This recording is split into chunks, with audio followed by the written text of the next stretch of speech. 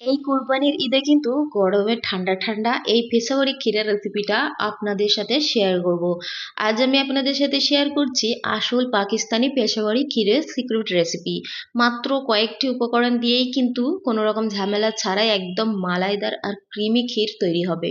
খুব সহজভাবেই দেখানোর চেষ্টা করেছি, তো চলুন ঝটপট শুরু করা যাক। তো এখানে আমি নিয়ে নিয়েছি হচ্ছে হাফ কাপ মতো বাসমতি চাল। এটাকে খুব ভালো করে আমি ধুয়ে আধ ঘন্টার জন্য ভিজিয়ে রেখেছিলাম। এখন এটাকে হচ্ছে একটা হাঁড়ির মধ্যে ট্রান্সফার করে দেব, আর সাথে দিয়ে দেবো পরিমাণ মতো পানি। চালটাকে কিন্তু আমরা 70% কুক করে নেব। এর কয়েকটি টিপস রয়েছে, যেমন এই যে চালটা আমরা সিদ্ধ করলাম এ থেকে কিছুটা অংশ আমরা তুলে নেব। চালটা যখন 70% কুক হবে তখনই কিন্তু আমাদের এটা তুলে নিতে হবে। আমরা 70% তুলে নেব, অল্প কিছু থাকবে। তো এটাকে তুলে নিচ্ছি। তুলে নিয়ে কিন্তু এটাকে আমরা একটু ঠান্ডা করে নেব। দেন এটাকে আমরা মিক্সার গ্রাইন্ডারের মধ্যে ট্রান্সফার করে দেব। আর এখন হচ্ছে সেই সিক্রেট রেসিপির সিক্রেট ইনগ্রিডিয়েন্টস হলো এই যে রাস্কগুলো, যেগুলো আমরা টোস্ট বলি, এগুলো দিয়ে দেবো। এটাই হচ্ছে আসল রহস্য। তার মধ্যে দিয়ে দেবো হচ্ছে পরিমাণ মতো পানি। এটাকে খুব সুন্দরভাবে একটা ব্লেন্ড করে একটা পেস্ট বানিয়ে নেব। এখানে আমার বাকি চালটাও কিন্তু খুব ভালোভাবে সিদ্ধ হয়ে গেছে। এখন এটাকে একটু স্প্যাচুলার সাহায্যে বা হাতের সাহায্যে স্ম্যাশ করে দেব।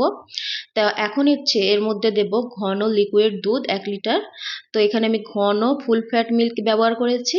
খুব ভালো করে দেওয়ার সাথে সাথে কিন্তু একটু নাড়াচাড়া করে নিতে হবে, তাহলে কিন্তু তলায় লেগে যেতে পারে। এখন দিয়ে দেবো হচ্ছে সেই আমরা মিক্স করে রাখা পেস্টটা, যেটা চাল আর টোস্ট দিয়ে আমরা যে পেস্টটা করেছিলাম সেই পেস্টটা দিয়ে দেবো। গ্যাসের ফ্লেমটা কিন্তু মিডিয়াম টু হাই ফ্লেমে রাখতে হবে, এখানে কিন্তু গ্যাসের ফ্লেমটা লো রাখলে হবে না। এখন দিয়ে দেবো হচ্ছে পরিমাণ মতো চিনি। ফুটে যখন ক্ষীরটা যখন গাঢ় হয়ে যাবে তখন চিনিটাকে দিতে হবে। প্রথমে চিনি দিলে কিন্তু ক্ষীরটা পাতলা হয়ে যাবে। তো এখনও ক্ষীরটা কিন্তু আমি রান্না করব মিডিয়াম টু হাই ফ্লেমে 10 মিনিট। ততক্ষণ কিন্তু আমরা এদিকে একটা ক্যারামেল তৈরি করে নেব। এখানে নিয়ে নিয়েছি পরিমাণ মতো চিনি আর দেব হচ্ছে অল্প একটু পানি। এটাকে ক্যারামেল হওয়া পর্যন্ত আমরা ওয়েট করব। তো দেখুন খুব সুন্দরভাবে ক্যারামেলটা আমাদের তৈরি হয়ে গেছে। এর থেকে বেশি ব্রাউন করলে কিন্তু ক্যারামেলটা তেতো হয়ে যাবে। তো এখন এটা আমরা দিয়ে দেব হচ্ছে ক্ষীরের মধ্যে। তো তার আগে এর মধ্যে আমি দিয়েছিলাম হচ্ছে এলাচ পাউডার। আর এখন দিয়ে দেব হচ্ছে এর মধ্যে আমরা ওই যে ক্যারামেলটা তৈরি করেছিলাম ক্যারামেলটা। এটা দেওয়ার সাথে সাথেই কিন্তু খুব সুন্দর একটা কালার চলে আসবে। এটা দেওয়ার মূল উদ্দেশ্যই হচ্ছে ক্ষীরের মধ্যে একটা খুব সুন্দর ব্রাউনি কালার আসে, আর খেতেও ভীষণ স্বাদ লাগে। তো মিষ্টিটা কিন্তু আপনারা আপনাদের ইচ্ছা অনুযায়ী দেবেন। আমি কিন্তু ব্যালেন্স অনুযায়ী দিয়েছি, আমি একটু হালকা দিয়েছি। আপনারা কিন্তু যদি বেশি মিষ্টি খান তাহলে কিন্তু বেশি দিতে পারেন। তো ক্ষীরটা কিন্তু আমি ঠান্ডা করে সার্ভ করে নিয়েছি। আর এই ক্ষীরটা কিন্তু আপনারা ফ্রিজে রেখেও খেতে পারেন, ঠান্ডা ঠান্ডা বেশ ভালো লাগে খেতে।